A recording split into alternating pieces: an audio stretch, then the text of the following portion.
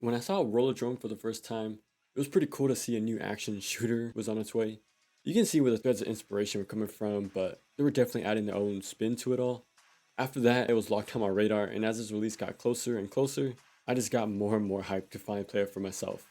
So when the day arrived, I got it right before it dropped, at 6 in the morning to be one of the first ones on it. Might have been a bit tired, but still, it was worth it. So let's get this started so you can see why. This is combat overview in these series of videos to go over just that, the combat. To be a visual manual and to give a more in-depth look into what a game has to offer, because too many reviews gloss over gameplay, calling it a button masher, or giving a blanket statement, it's like DMC. Okay, real quick though, this is an extreme sports game too, so I'm gonna run through that because it does cover some of our movement options we're going to use, and a lot. So holding left thumbstick forward will accelerate. Muscle memory was against me for a little bit because holding X won't speed you up, but instead it's just to use the jump. While we're in the air, hold square to do grab tricks. And just like Pro Skater, pressing a direction while you do that will do different moves. And we also have those double presses too, giving us even more set of moves to mix and match in our combos. Can even do front and back flips by pressing L2, so toss those in with spins and varied grabs to really get those points up. And I actually noticed you can't bail, so you can get away with any kind of sketchy landings and you'll roll away just fine. I don't really mind it here because we get so much more to worry about. Just try not to stand still for too long though. Let your guard down for a second and you're a goner. Alright, so triangle will do a grind.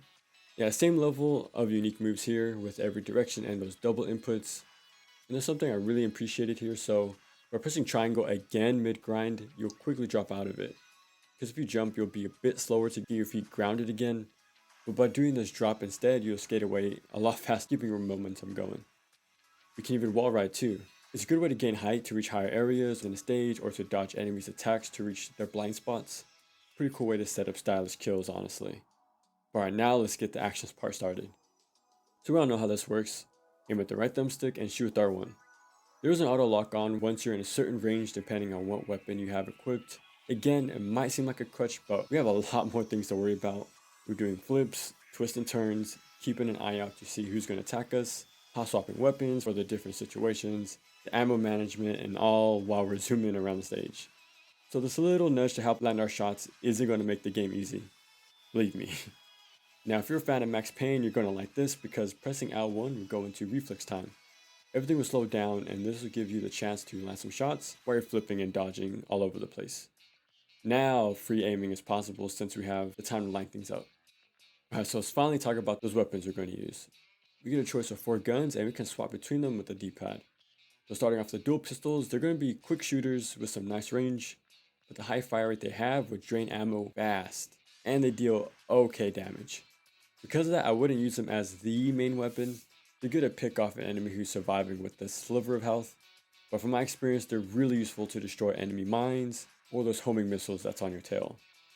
Next weapon is a shotgun. Honestly, it has more reach than you think, so leads to solid picks and does good amount of damage. Definitely use this one instead when you got the opening on an enemy. And there's something pretty cool going on with the shotgun, so once you're locked on, you'll see the sides of a crosshair center in and shooting right when they meet in the middle, you'll do a select shot, which deals more damage and has you shoot faster. And then the sniper. Of course it's going to be the pick for the more far away enemies causing some trouble. And just like the shotgun, the sniper has a mechanic of its own. So it has 2 level charges. Hold your fire button and it'll fill up this meter. White being the regular shot and blue being the strongest, doing huge amount of damage.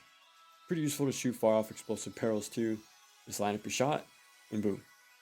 Speaking of boom, our last weapon is a grenade launcher.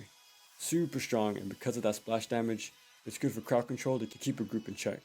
But it's also great to deal with those tankier enemies. It opens them up, allowing you to deal big damage, either with another grenade or a select shot.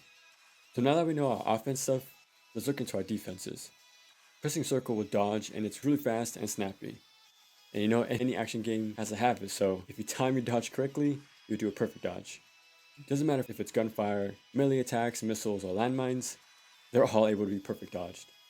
And it's easy access too because it cancels any of your shots, you can do it on landing, mid-trick both in the air and out of grinds, but that's not it. When you perfect dodge and quickly go into reflex time, you'll go into super reflex, which gives you a damage buff. Great way to take out stronger enemies way easier, and honestly makes the dual pistols a force to be reckoned with. But yeah, not only are dodge is great to set up super reflex, but it's super useful to change your direction on a dime, letting you avoid certain attacks or too risky of a setup. So no matter if you're in the air or mid-trick or whatever, you can dodge back to back if you're fast enough to react. You might think it's limiting with just having a roll, but no, it's not a problem. You can do some sick movement to duck and dodge everyone just using our base tools, from our speed, the jumping, the tricks off ramps, and all. Now, the thing about that speed, doing a roll after landing from the air into a quarter pipe will give you a speed boost. Well, to me, it seems like it could just be me seeing it wrong, but it feels cool to do either way. Kinda reminds me of doing reverts in Pro Skater. Now onto our HUD. We got our health on the top left corner. Now these arenas have no predetermined health drops, and we don't have regenerating health. Instead, every enemy you kill will drop health, some more than others. Might seem a bit much, but once you play the game and see just how aggressive these enemies are, it's definitely needed.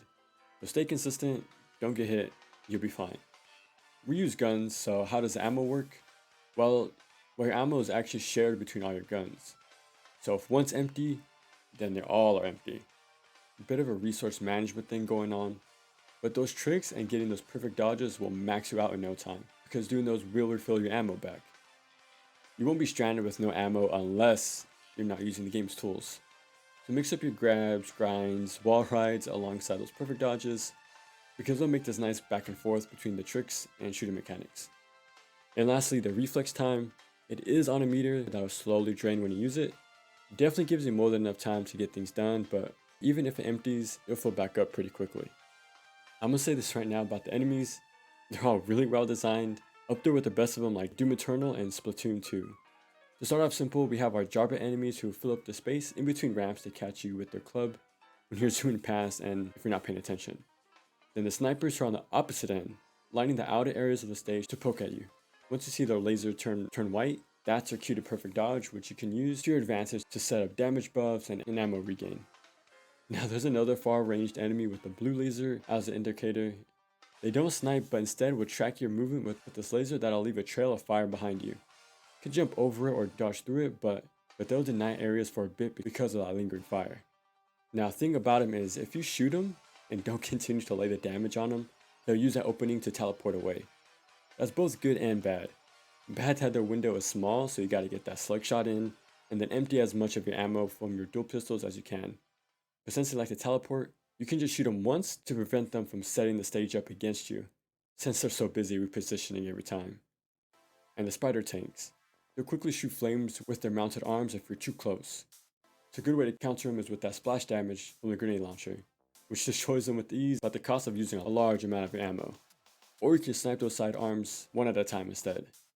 But yeah, once you destroy those flamethrowers, they'll focus on tossing homing missiles at you more often, going from an up-close enemy to one who will slowly fill the sky with explosives that will anti-air you mid-trick. We got these right shield guys who will stomp the ground in front of them. It does set up for an easy damage buff to destroy their shield, letting you take them out pretty easily. But once they die, they'll drop explosives right at their feet.